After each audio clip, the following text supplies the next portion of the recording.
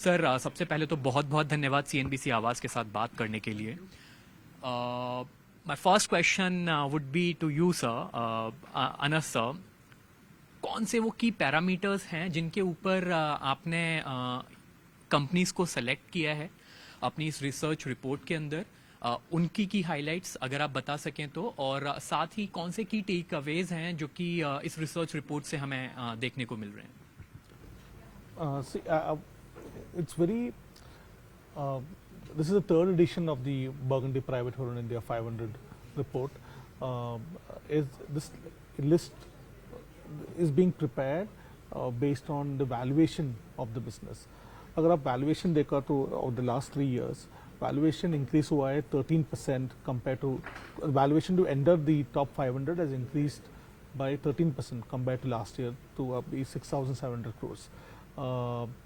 And the methodology is 30th October 2023 के हिसाब से, that is a deadline to arrive at the valuation of the business. And we have 61 new entrants, 61 नया companies add हुआ है इस बार list में, and you have many from the startup ecosystem also.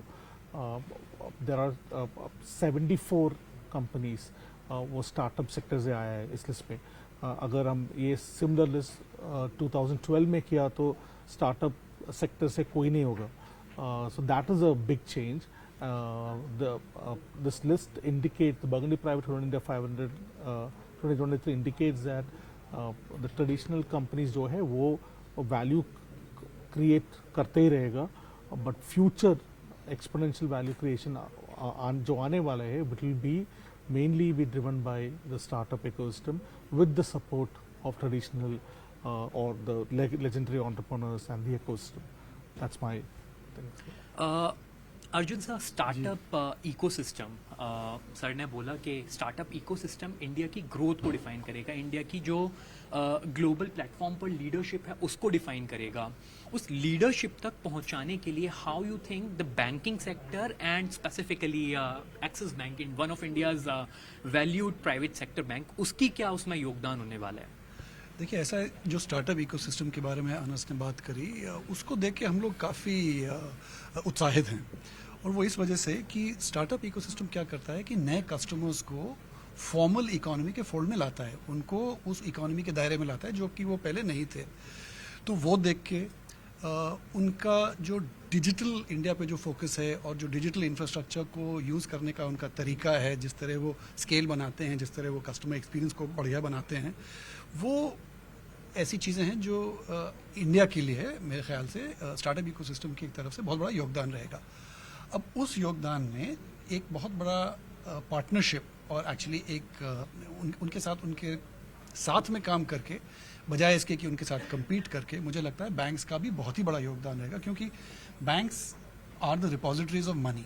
India में पैसे बैंक के पास रहते हैं, बैंक्स के ऊपर लोगों का ट्रस्ट है, बैंक के ऊपर एक बहुत बड़ा और बहुत अच्छा रेगुलेटरी गवर्नेंस फ्रेमवर्क है. तो इन दोनों को मिला के जब आप स्टार्टअप इकोसिस्टम की काबिलियतों को मिलाएंगे बैंक के इनहेरेंट स्ट्रेंथ उनकी काबिलियतों के साथ, तो मेरे ख्याल से इंडियन कंज्यूमर्स के लिए, इंडियन कस्टमर के लिए एक बहुत ही बेहतरीन तरह का नया फाइनेंशियल सर्विसेज कंज्यूम करने का तरीका बनता है, जो कि इंडिविजुअली या तो बैंक्स अकेले या इकोसिस्टम्स अकेले शायद ना बना पाते. तो मेरे ख्याल से इसमें सबसे ज़्यादा फ़ायदा होगा इंडियन इकोनॉमी का और इंडियन कस्टमर का. ब्रीफिंग के दौरान, रिसर्च ब्रीफिंग जब आपने दी तो आपने रूरल इंडिया का जिक्र किया, रूरल इंडिया से कंट्रीब्यूशन का जिक्र किया. अनडाउटेडली रूरल इंडिया को जोड़े बिना हम लोग इंडिया की ग्रोथ को स्टैब्लिश नहीं कर सकते, उसकी कल्पना भी नहीं कर सकते. आपकी रिसर्च में रूरल इंडिया को कैसे, मतलब how rural India is contributing to India's growth story, and आगे क्या उसका नजरिया रहने वाला है, क्या उसका आउटलुक रहने वाला है? I think the contribution from rural India वो बहुत ज़्यादा है. दिस कंपनी शायद उनका हेडक्वार्टर्स है Mumbai, Delhi, Bengaluru and so on, पर उसका कस्टमर्स किधर से आ रहे हैं, रूरल इंडिया और so on. So it's very important that the rural India also spends, and the consumption story is beyond the metros. So मेरे हिसाब से करंटली वो सबसे वो बड़ा कंपनीज एट स्केल जो बिल्ड हुआ है वो रूरल इंडिया भी का भी कंट्रीब्यूशन है रेवेन्यू के हिसाब से and eventually on the valuation. But next 10-15 years, what you would see is also a lot of local startups where technology would play a leveler, and you'd see a lot more interesting entrepreneurs and companies coming from tier 3 and tier 4 cities. एक और number मैं बताता हूँ, this year का list का there are 61 new entrants. उसमें से almost 70% of the companies वो बेंगलुरु, मुंबई, दिल्ली से नहीं है. They're all from outside of these cities. That is quite exciting. ना अगर मैं वो लिस्ट का बर्गंडी इंडिया प्राइवेट 500 से 1000 का एक लिस्ट बना दूँ, वो नंबर इससे भी ज़्यादा होगा. So it's going to play a very huge role as far as rural India को देख के हम लोग उसको भी देख के हम लोग को काफ़ी अपॉर्चुनिटी दिखती है, काफ़ी संभावनाएं दिखती हैं, और दो वजह हैं उसकी एक्चुअली. जैसा अनस ने कहा रूरल इंडिया, और जैसे आपने भी कहा रूरल इंडिया में कंपनी चाहे जहाँ भी हो लेकिन उनके कंज्यूमर्स रूरल इंडिया में रहते हैं. इंडिया के तकरीबन 7% लोग रूरल इंडिया में रहते हैं, तो उनकी कंजम्पशन को साथ लिए बिना इंडिया की इकॉनमी आगे नहीं बढ़ सकती. तो एक तो वो वजह है. दूसरी वजह ये है कि बर्गंडी प्राइवेट में हम लोग क्या देख रहे हैं कि जो रूरल इंडिया में जो वेल्थ क्रिएशन हो रही है, जो पूंजी बन रही है, और उसको जिस तरह लोग इन्वेस्ट कर रहे हैं, उसको जिस तरह उसका निवेश कर रहे हैं, वो एक्चुअली काफ़ी एक्साइटिंग है. क्योंकि एक तो वो काफ़ी तेज़ गति से बढ़ भी रहा है, और दूसरा फॉर्मल फाइनेंशियल सेक्टर में उसकी काफ़ी बढ़ोतरी हो रही है. तो अगर आप रूरल इंडिया को देखें तो मुझे ऐसा लगता है कि उसका जो कंट्रीब्यूशन होने वाला है even in the traditional wealth management area काफ़ी ज़्यादा होगा आगे के सालों में चल के. ऑलरेडी उसकी इनिशियल साइंस दिख ही रही हैं, क्योंकि वो पेस ऑफ ग्रोथ ज़्यादा है. और as our economy formalizes, we will find that more and more of the so-called rural and tier 2 sectors will come in. तो उनको देख के मुझे तो एक्चुअली ग्रोथ की प्रोस्पेक्ट्स और भी अच्छे लगते हैं.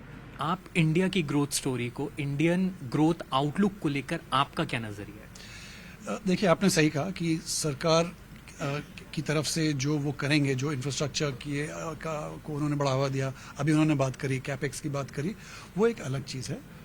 सरकार की तरफ से सपोर्ट आता रहेगा.